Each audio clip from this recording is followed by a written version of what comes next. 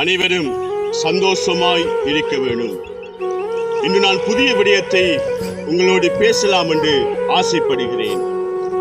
மீளாய்வு, ரிஃப்ளெக்ஷன். அரச நிறுவனங்கள், அரச சார்பற்ற நிறுவனங்களில் மீளாய்வு செய்து பார்ப்பார்கள் அவருடைய வேலைகள் எப்படி போகுதென்று. அதே போல உங்களுடைய குடும்பத்தில் நீங்க மீளாய்வு செய்து பாருங்க.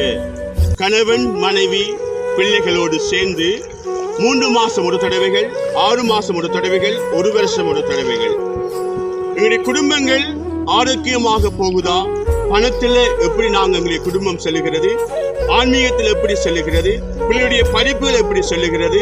எல்லா விடயத்தையும் நாங்கள் ஆரோக்கியமாக மீளாய்வு செய்து பார்த்தோம் என்று சொன்னால் அதுல எங்களுடைய குடும்பம் எப்படி செல்லுகிறது என்று நாங்கள் கணித்துக் கொள்ளலாம்.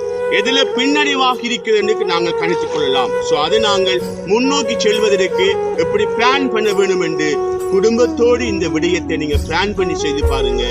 மிகவும் மிகவும் சந்தோஷமாக, ஆன்மீக பலத்தோடும், அன்பாகவும், நம்பிக்கையாகவும், ஆரோக்கியமான குடும்பமாகவும் நீங்க செல்லுவீங்க. தயவு செய்து இன்றிலிருந்து இந்த விடயத்தை நீங்க கடைபிடித்து பாருங்க. மிகவும் சந்தோஷமாக இருப்பீங்க. தயவு செய்து இந்த விடயத்தை நீங்க பார்த்தீங்கன்னு சொன்னா ஷேர் பண்ணிவிடுங்க. மற்ற குடும்பங்களும் இதை பார்த்து சந்தோஷமாய் அவர்களும் இருப்பார்கள். அடுத்த பதிலோடு நான் உங்களை சந்திக்கிறேன். உங்கள் தாசன்.